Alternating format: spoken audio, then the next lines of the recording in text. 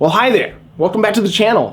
It's your boy IVANTASANDiWICH, and we're going to talk about Kruiz Control. We're going to start the series officially with a video that discusses some of the main triggers and actions and some of the practices that I like to keep in mind when I'm using Kruiz Control. Let's get to it. Yo, I know the intro just rolled and I said let's get to the video, but would I actually be a YouTuber if I didn't say, hey, like, subscribe, share the video, tell all your friends, come check us out on Twitch every Tuesday and Saturday at 6 PM Eastern Standard Time. You know it's a good time, and you know if you have any questions, you can ask me there. Check out the Discord, social medias, all that other good stuff. Don't miss any of the videos coming out in the future because they are definitely awesome and you know you want to see them. Now on to the real stuff. Let's go.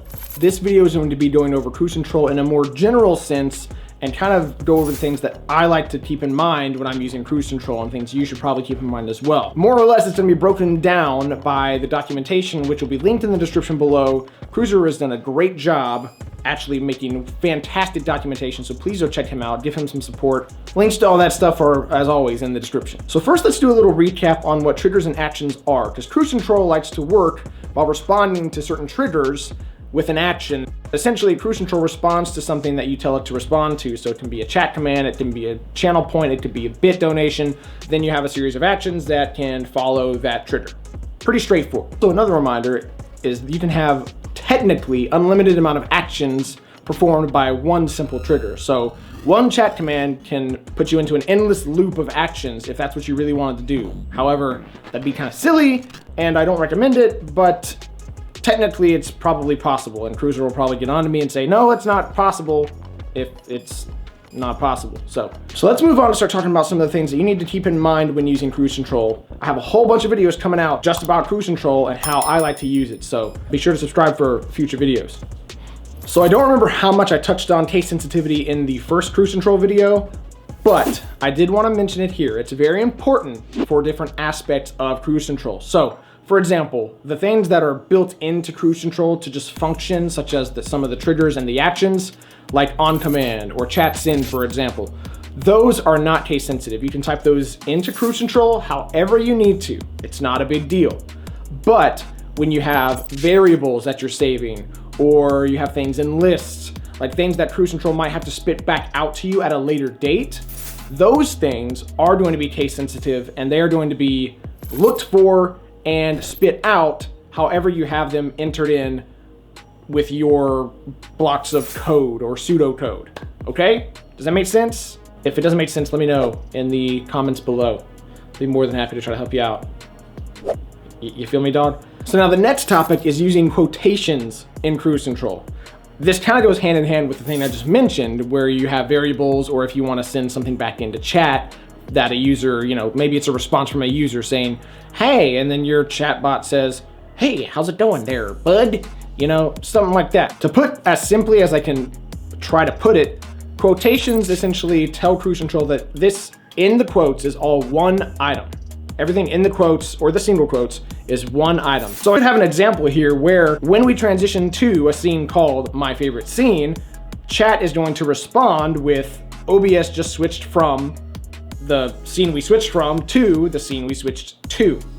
And I use variables in this, but you notice it's all in quotes, and it should spit this back out into chat exactly how I have it typed. It'll just take the stuff that's in the curly braces and actually put the scene names from the scene we transferred from and the scene we transferred to, as you see here on screen. And again, just for example's sake, I went ahead and put in the scene name without the quotations, and now we've confused Kruiz Control. It doesn't know what to look for. It's looking for my, and then something else after that. But the spaces essentially have broken Kruiz Control, and it didn't know to look for My Favorite Scene because it wasn't bracketed in quotes. Let's not confuse Kruiz Control. Kruiz Control didn't do anything to you. And that is a super simple example, but it expresses exactly what I'm trying to say and how important quotations and spacing and capitalization all are within Kruiz Control. So don't be a dummy. It's like grammar for coders, right? You still have to worry about punctuation. It's all like if you don't have punctuation, you break something. So maybe it's not like English class, because it's a little more difficult, but way cooler. Now the next part you may think is trivial, but I promise you, commenting things out are, yes, I'm Corvo, and I just wanted to say that this part of the code is going to transfer to a scene and then send something back in chat. That is all. okay, thanks. Now, Kruiz Control is not going to listen to that guy because you commented him out. If you know what a comment is, it's essentially just something at the beginning of each line that you don't want Kruiz Control to read. It essentially tells Kruiz Control, hey, skip over this line. And the reason this is useful to you is because if you have a really, really complicated block of code, then you want to know what it does without having to go back and like think what each line is actually doing. So you put a comment by using the hashtag symbol. I don't know what it's really called, but whatever. You put that at the beginning of the line and you can type whatever you want within that line that describes what's going on in the block of code below it. Also, I don't recommend this, but if you wanted to put your dirtiest, most secret secrets within the code, Kruiz Control won't ever tell anybody because he just ignores those lines. So if you want to tell Kruiz Control a secret, just put a pound sign in front of it. You know what I'm saying?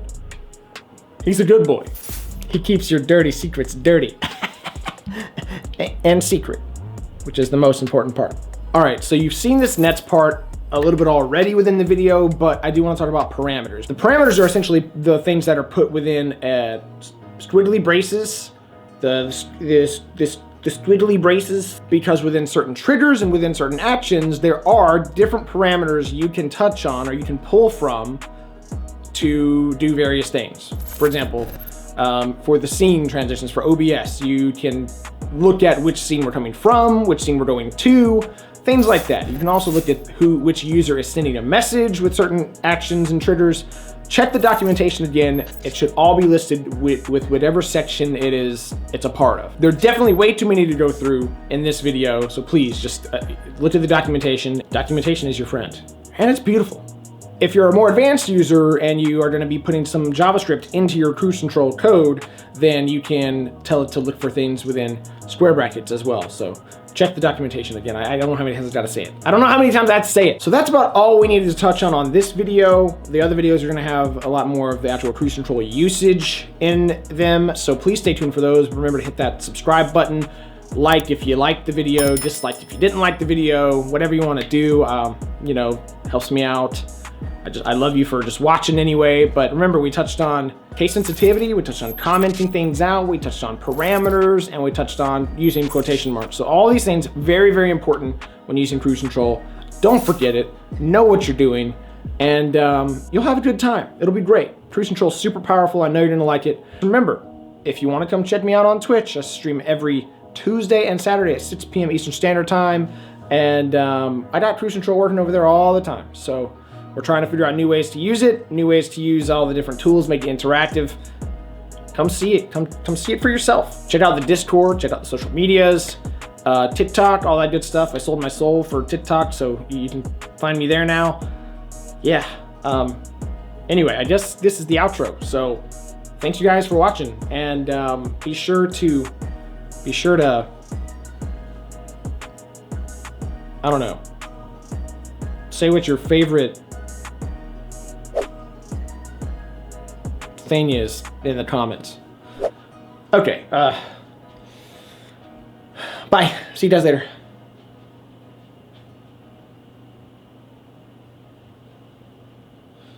Why do my eyes hurt? They're so red. Jeez, what's wrong with me?